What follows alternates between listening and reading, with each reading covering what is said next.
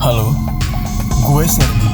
Ramadan jadi momentum yang tepat bagi gue memperbaiki semua.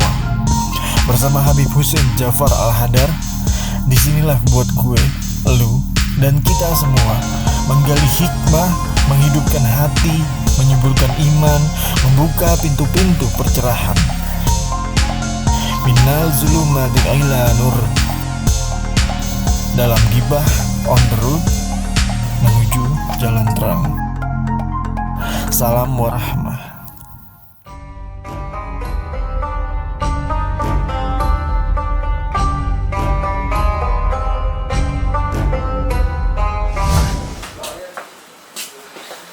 Bisa jalan, jadi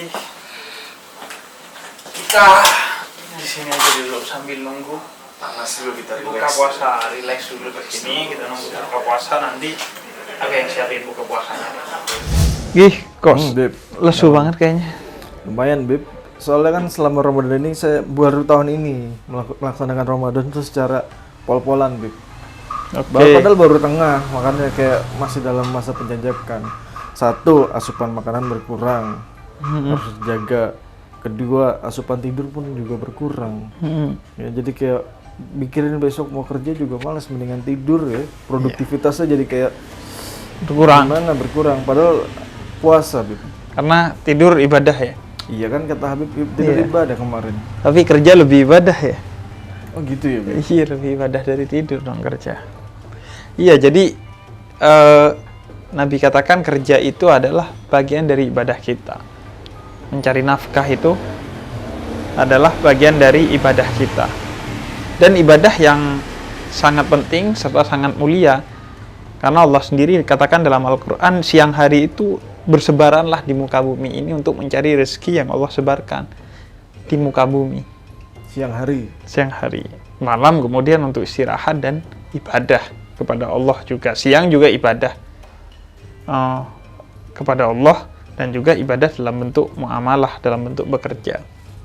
Nah, Sayyidina Umar tuh dalam salah satu riwayat pernah ada satu anak muda yang diliatin sama Sayyidina Umar, kok hidupnya ibadah di masjid terus ya, zikir, sholat terus. Akhirnya beberapa hari dilihat begitu, didatangi sama Sayyidina Umar, kamu ini kok bisa di masjid terus, zikir, sholat, saya perhatikan, kamu, keluargamu gimana, perekonomianmu gimana, diri kamu nih makannya dari mana? Wah, tenang, kata orang ini, Sayyidina Umar, karena keluarga saya dan diri saya ini perekonomiannya sudah ada yang nanggung. Lu siapa? Saudara saya, dia yang bekerja untuk saya. Kata Sayyidina Umar, saudaramu itu jauh lebih mulia ketimbang dirimu. Loh, padahal itu pemuda di masjid terus. Di masjid terus. Jadi bekerja itu jauh lebih beribadah ketimbang kamu yang di masjid terus. Karena bekerja juga ibadah. Karena ibadah itu ada porsinya masing-masing. Ada ibadah untuk sholat, ada ibadah untuk puasa, juga ada ibadah untuk bekerja. Nah, ketika siang hari, ibadahnya ya adalah dalam bentuk bekerja. Kalau yang masih belum bekerja, ibadahnya adalah dengan kuliah atau sekolah untuk yang masih remaja. Ya tanggung jawabnya lah berarti. Sesuai dengan tanggung jawab masing-masing. Jadi menjalankan tanggung jawab. Ibu rumah tangga memasak, ya itu ibadah. Ibadahnya dia, ngepel, nyuci piring, itu ibadahnya dia. Jadi seharusnya Ramadan tidak menghentikan produktivitas kita, justru menambah produktivitas kita. Mengapa? Karena Ramadan ini kan disebut juga bulan yang penuh dengan keberkahan. Syahrul Mubarak. Di mana segala pahala dilipat gandakan di bulan ini. Maka seharusnya kerjanya itu minimal sama atau bahkan lebih dari hari sebelumnya agar lebih berlipat ganda, baik pahalanya maupun pendapatannya juga berlipat ganda. Karena kan setelah Ramadan nanti kan ada THR kan, Nah, iya, berlipat ganda. Nah, itu. kalau mau dapat THR yang bagus kan juga kita harus semakin giat bekerja di bulan Ramadan ini. Jadi kalau ibadah puasa kemudian menghambat kita dalam bekerja, itu bukan puasa yang dikehendaki oleh Allah melalui nabinya. Ridho ya, nggak ridho ya? Nggak ridho. Karena kenapa? Karena ibadah itu bukan hanya hablum minallah, bukan hanya vertikal, tapi hablum minannas, horizontal kepada sama manusia. Kerja itu adalah ibadah muamalah, ibadah horizontal dalam kaitan dengan sesama manusia. Lalu itu kan sebagai pemahamannya ya, Bib ya. Pemahamannya seperti itu, penerangan seperti itu, kiat-kiatnya, Bib. Makanya kan aku orangnya kan harus ada satu rujukan atau satu perintah, terutama kan yang rujukan saya sendiri kan ke Habib. Ya. Perintah Habib kiat-kiatnya untuk supaya jaga produktivitas itu gimana, Bib? Iya.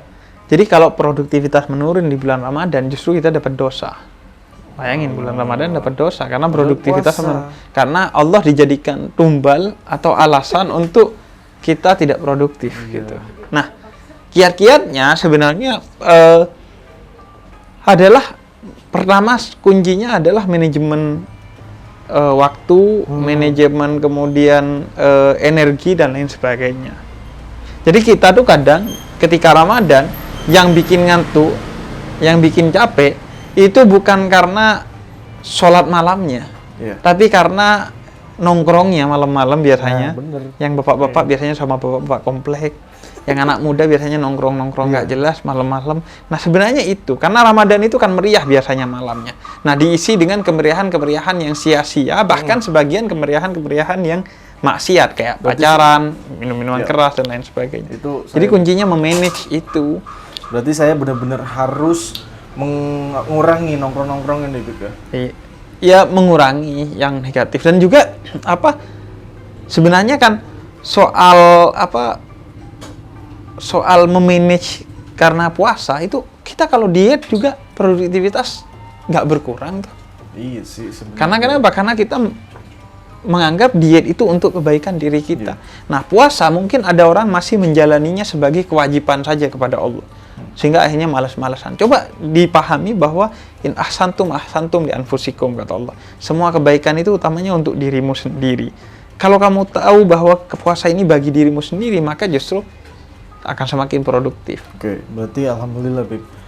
Dengan saya terlihat seakan-akan seperti ini, ruwet dengan segala produktivitas kerjaan bulan puasa. Tadi kan alasan saya aja. Sebenarnya kan semangat aja, cuma jadi alasannya biar saya banyak istirahat maksudnya. Banyak istirahat. Nah itu akhirnya jadi alasan doang. Jadi alasan. Jadi kalau orang nggak menganggap itu tentang dirinya, seolah-olah puasa ini dari Allah untuk kita terpaksa diwajibkan untuk berpuasa. Pasti akhirnya dijadikan alasan. Kayak kita, kenapa kamu terlambat? Oh iya karena macet.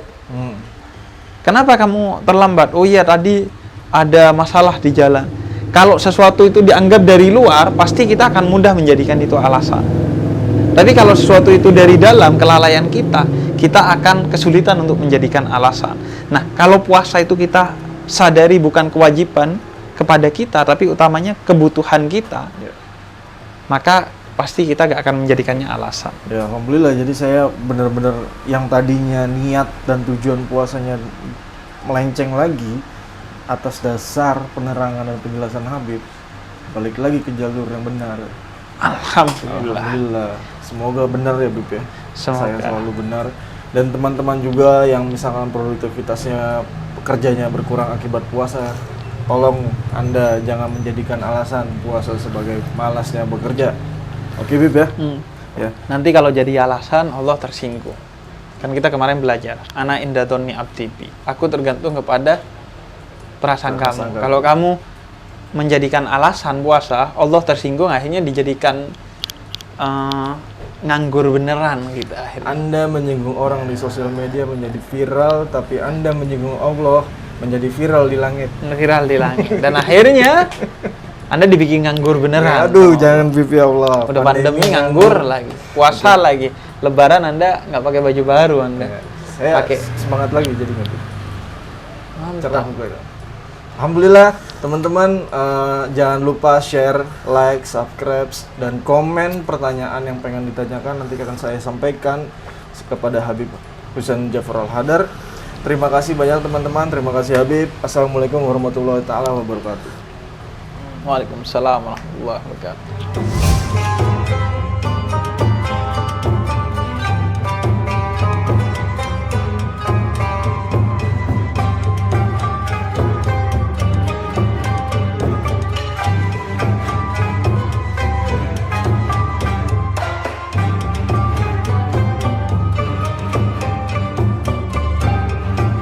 Buka aja FYP TikToknya. Itu ketahuan ini orang neraka atau orang surga tuh ketahuan dari FYP TikTok sebenarnya. Wah, saya di Instagram. Nggak usah nunggu ngintip mungkar nakir catatannya gimana. Sebenarnya buka aja TikTok. Instagram saya isinya algoritma maksiat. Iya makanya.